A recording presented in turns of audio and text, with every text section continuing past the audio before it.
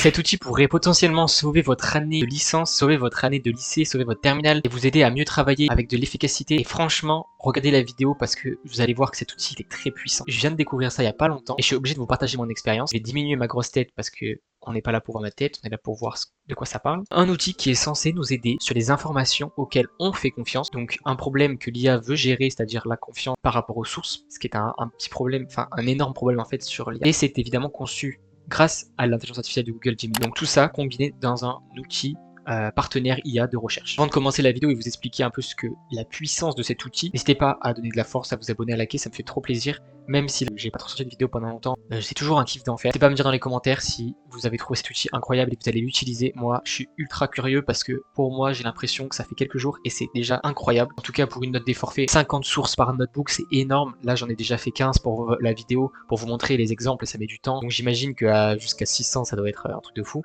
Moi, je suis en version pro, donc j'ai plus de génération standard. Mais en fait, si vous avez la version gratuite, vous pouvez faire la génération 1, 2, 3 fois par mois et c'est assez suffisant parce que tu n'as pas besoin de faire toutes les générations en fait, 2, 3 suffisent, mais moi je vais vous montrer dans cette vidéo toutes les générations possibles et vous allez voir ce que c'est les générations, vous allez voir, je vais vous expliquer tout dans cette vidéo. Je vais en refaire un pour vous dire comment ça marche depuis le début parce qu'en fait vous allez voir qu'il y a un peu de temps sur les créations. Tout d'abord les sources, c'est très simple les gars, on peut tout mettre. Vous voyez, si je vais ici dans ajouter des sources, on a tous ces fichiers.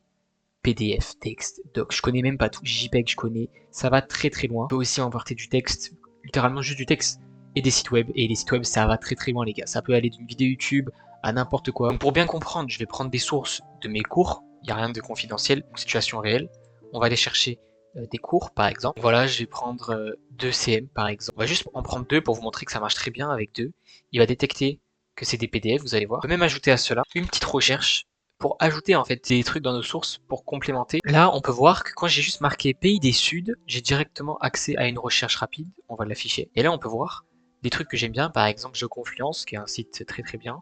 On peut voir tous les sites là, et on peut même aller cliquer pour direct être redirigé. Moi, par exemple, j'ai décidé de pas tous les mettre pour pas que ça mette trop de temps. Mais on va juste laisser le site de GeoConfluence, on les importe et ça va les rajouter en fait dans nos sources. Et là, l'IA va utiliser que ça. On peut évidemment personnaliser, voilà, changer de titre, on peut ajouter des informations précises, un peu comme quand tu demandes à Gemini ou à ChatGPT d'enregistrer des données. Et c'est là les gars où on va s'attaquer à la partie la plus intéressante, c'est-à-dire la partie des studios, ils appellent ça, mais moi j'appelle ça des outils, voilà, vous appelez ça comme vous voulez. On va tous les passer en revue pour vous montrer à quel point c'est puissant et c'est trop fort. Alors, premier, un résumé audio qui va vous prendre toutes vos sources et vous faire un podcast. On va s'écouter ça, donc c'est à peu près la même chose. Vous avez, là il n'y a que les CM, j'ai pas fait l'effort de mettre les deux sites de GeoConfluence, mais parce que je voulais avoir un peu l'essentiel et pas trop me perdre, bref, on va pas... Voilà, et il n'y a que 6 sources du coup. Mais bon, on va voir ce que ça dit, et vous allez écouter les gars, et vous allez voir comment c'est bluffant. Imaginons un instant un pays qui est assis sur des richesses naturelles vraiment immenses. D'accord. Ce pays affiche l'un des PIB les plus élevés de la planète. Et il consacre près de 20% de son... C'est bluffant. En fait, ils utilisent des intonations, la ponctuation pratiquement comme des humains, et là vous avez vu que c'était très bien fait. Il y a même 2 personnes qui se parlent entre elles, donc c'est pour encore plus te faire un podcast et te faire comprendre. Et en fait, tout le long, là ça dure 27 minutes, c'est énorme. Ils vont parler de tout mon cours et expliquer tous les thèmes. Je peux mettre un endroit au pif. Comme forcer un chat à nager sous prétexte que cette méthode de déplacement fonctionne très bien pour les poissons. C'est exactement ça. Et non seulement ça a échoué lamentablement, mais ça a profondément déstabilisé et C'est quand même, ça s'entend que c'est de l'IA, mais vous imaginez, là on est sur un modèle en français, et les modèles en anglais j'ai pas encore testé, mais c'est bluffant je pense. Voilà, en littéralement même pas 30 secondes elle a été créée, donc une carte mentale on peut la bouger comme ça, voilà.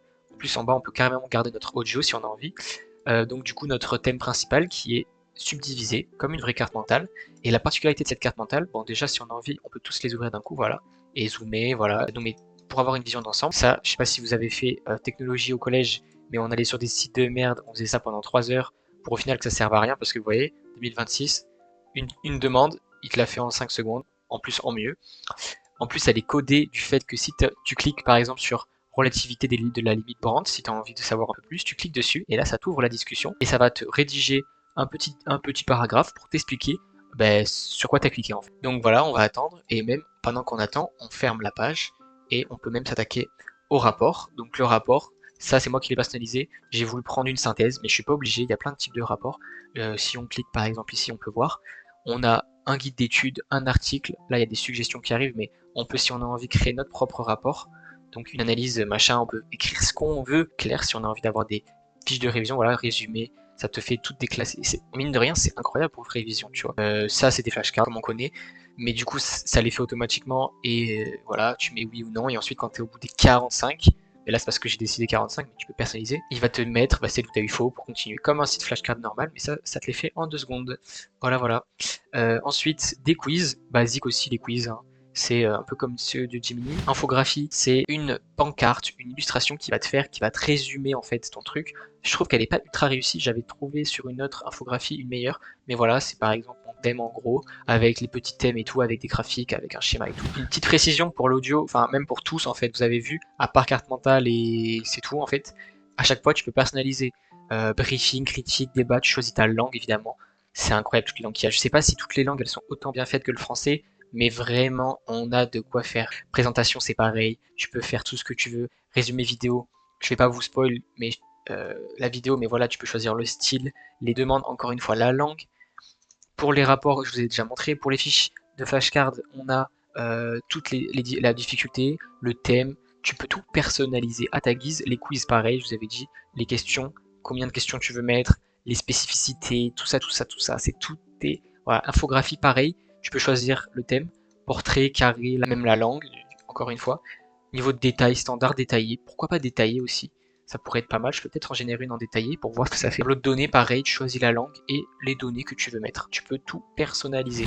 Mets en tableau de données, donc là en fait, en gros ça s'articule comme un tableau un peu Excel, j'ai l'impression, enfin un tableau simplement, avec une autre façon d'avoir une fiche de révision, donc ça peut peut-être aider des gens, hein, avec encore une fois les sources. Et ici voilà, tu peux avoir tes résumés, encore une fois, si tu as un cerveau qui réfléchit comme ça et qui retient mieux comme ça, tu as tout à ta disposition. Le plus lourd et ce qui est pour moi le plus incroyable pour la fin, c'est tout simplement la vidéo. Je vais vous la mettre, vous allez voir que c'est un truc de fou, et pour moi, si tu as du mal à réviser, tu peux littéralement te créer des tutos sur ce que tu veux, t'es pas obligé d'aller voir sur YouTube s'il y a un truc qui t'arrange ou pas, c'est là, c'est sur ce que tu veux. Encore une fois, le son il va être bien fort, donc j'ai baissé. On a tous cette image en tête, n'est-ce pas? C'est d'un monde coupé en deux. D'un côté, un nord riche et de l'autre, un sud pauvre. Une ligne bien nette qui Une sépare introduction, je vais avancer un petit peu, je vais pas vous faire mon cours, hein, vous n'êtes pas là pour ça. aussi dit que ça doit être une interprétation, un point de vue.